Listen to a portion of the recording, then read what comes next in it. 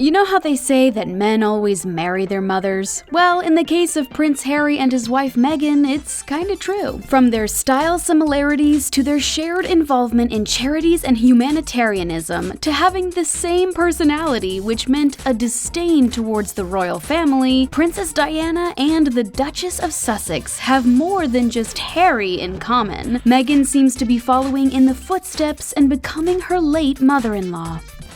To young women around the world who aren't just poised to change the world, but who've already begun changing the world. Princess Diana was known for her impeccable sense of style. The Princess of Wales graced the cover of People magazine more times than anyone else in history. With a fashion sense that people called all her own, 23 years after her passing, her fashion continues to inspire. And someone it inspires greatly is her daughter-in-law, Meghan Markle. Not only did Harry have 2 diamonds from his late mother's jewelry collection incorporated into Meghan's engagement ring, he also had her wear Diana's aquamarine ring to their royal wedding reception. But jewelry aside, since Harry and Meghan went public with their relationship, the 2 leading ladies of Harry's life have worn some very similar outfits. They both love classic pieces like crisp white button-down shirts, an awesome pair of jeans, colorful coats, and simple jewelry, so it's no surprise they are like fashion twins. Speaking of great coats, the 2 stepped out sporting very similar all-white ensembles, pairing the snowy look with a dark purse. And neither lady is afraid of a bold coat color either. Whether it's a beautiful cobalt blue, an emerald green, or fire engine red, Prince Harry's late mother and his wife can pull off all colors of the rainbow. But their similar love of fashion doesn't end there. Fashion critics say Meghan's Stella McCartney halter dress she wore to her wedding reception was an ode to one worn by Princess Di at a reception at Spencer House. And there's no denying that this glittery evening gown number Meghan wore to a Cirque du Soleil premiere while pregnant with Archie is a nod to the long-sleeved Catherine Walker dress Diana wore to attend a ball. And this blue floral number? Well, Meghan was obviously inspired by Diana's red carpet look when Meghan attended the princess's niece's wedding in 2018. And while a lot of Princess Diana's clothes are obviously very much of a certain era, though to be honest, the 90s are back, Meghan finds clever ways to incorporate her late mother-in-law's sense of style into her looks. When baby Archie made his debut, Meghan wore a Grace Wales Bonner double-breasted white dress, similar to one Diana wore in 1997. Meghan's updated look was sleeveless, proving some style trends like the double-breasted trend has stood the test of time. Especially since the former Duchess of Sussex wore a double-breasted Prada suit at the Queen's Youth Leader Awards in 2018, with Diana wearing a very similar look on an official visit to Argentina 23 years prior. And who doesn't love a good hat? Fascinators are all the rage in court, and especially this one that Meghan wore for her first time at the royal ascot is totally channeling Princess Di. The white and black hat by Philip Tracy is reminiscent of the one Diana wore by Marina Killery. Like Princess Diana before her, Meghan Markle starts trends and creates frenzies at shops after she wears something in public. The princess still inspires people's fashion choices today, including Hailey Bieber's. Items Meghan is photographed wearing sell out in minutes and has people clamoring for even just similar items. People magazine reports that the stylish handbags, coats, and shoes that she's worn have sold out completely and racked up waitlists of 3,000 and more within hours. Meghan and Diana weren't just about getting designers' attention, they are both very much involved with getting charities recognized around the world. It is something that Harry shared with his mom, and now he shares with his wife. When she was alive, Princess Diana devoted a lot of her time to a lot of different humanitarian efforts. She would often be seen visiting those in other countries, offering aid and comfort. At one point, she was linked to over 100 charities. In 1996, she chose to cut ties with some of them to lead a more private life after her divorce from Prince Charles, but remained the patron of 6 charities until she passed in 1997.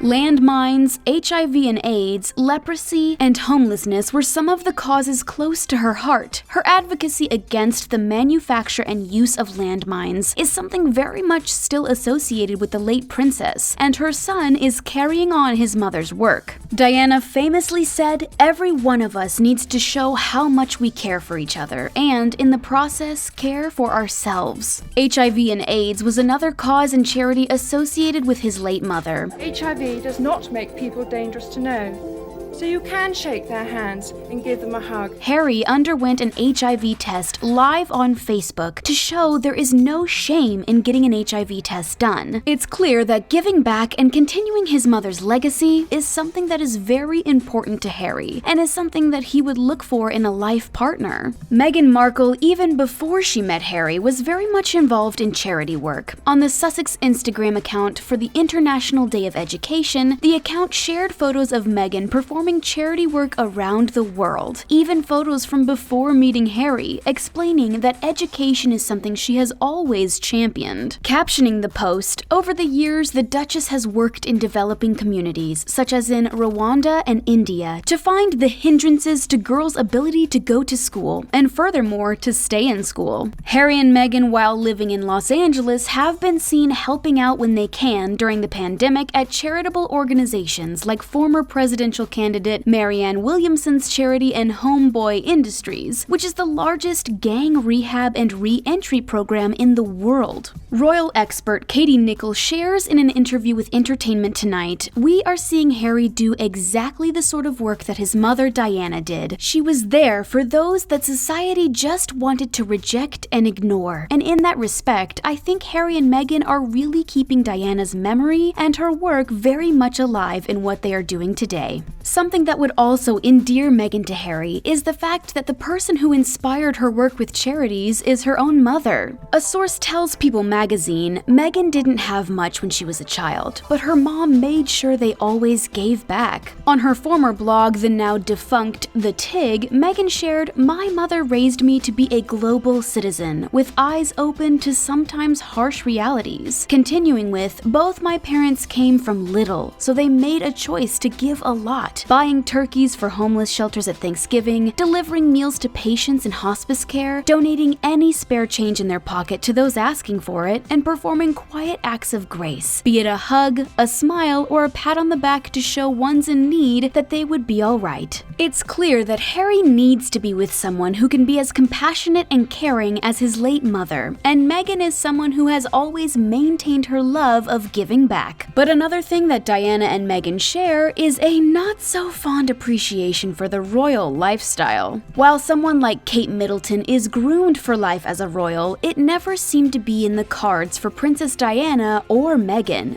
It's no secret that Princess Diana had a hard time in the royal spotlight. After marrying Prince Charles, Diana wrote a letter in 1991 saying how she felt extremely isolated and how the royal family continuously misunderstood her. Princess Diana, like Meghan, was someone in the royal family who liked to do things differently. She refused to say she'd obey Charles in her wedding vows, reportedly picked out her own engagement ring from a catalog instead of having it custom made, and even her style choices and charity work proved she wasn't your typical royal. Like her mother-in-law before her, Meghan proves to be a rebel when it comes to royal protocol. "I never thought that this would be easy, but I thought it would be fair." In the Meghan biography, Finding Freedom by Omid Scobie and Carolyn Durand, the authors reveal that Meghan gave her own wedding speech at the reception, and according to the royal experts over at Hello magazine, this is not a traditional thing to do. Writing, typically English royal weddings include a speech from the best man, the host, and occasionally the groom, but rarely the bride. Another way Meghan is breaking from tradition was giving birth to Archie at London's Portland Hospital instead of the royal tradition of the Lindo wing of St. Mary's Hospital. This is where Kate Middleton gave birth to all three of her children and introduced them to the world, whereas sister-in-law Meghan and husband Harry chose to make Archie's debut days later in front of just a handful of photographers and one press association reporter. Months after Archie's birth, the Sussexes announced they would be stepping back from their royal duties and now live a quieter life in Los Los Angeles, something we think Diana would have agreed with. But would the mother-in-law and daughter-in-law have agreed on too much? According to another royal watcher, author Lady Campbell, she writes that Princess Diana and Meghan have personalities that are much too similar, and that the two would not have gotten along as swimmingly as it is assumed. Telling New Magazine, "I think Meghan and Diana are sufficiently similar personalities for there to have been potential for conflict, which would make me believe trouble may well have brewed down the line." But the author also believes that Diana would have lived with Harry and Meghan's relationship because it makes him happy. I really tried to adopt this British sensibility of a stiff upper lip. Like Diana, Meghan is opinionated and strong-willed. Her father-in-law, Prince Charles, according to author Nigel Cawthorne, has nicknamed her Tungsten after the strong metal, and writes that Prince Charles genuinely made an attempt to support what Harry and Meghan were looking for. Prince Harry has said recently that his mother often took the most awkward, uncomfortable, and arguably the more unpopular paths during her lifetime, something he and Meghan aren't afraid to be doing as well. Prince Harry has a great respect for his late mother and is clearly attracted to Meghan's strong will, sense of style, humanitarianism, and confidence, and sees a lot of his mother in her. So, do you think Meghan is following in Princess Diana's footsteps? Share your thoughts and opinions with us in the comment section, and then click subscribe for more videos from the Taco. Stay safe, and we'll see you again next time.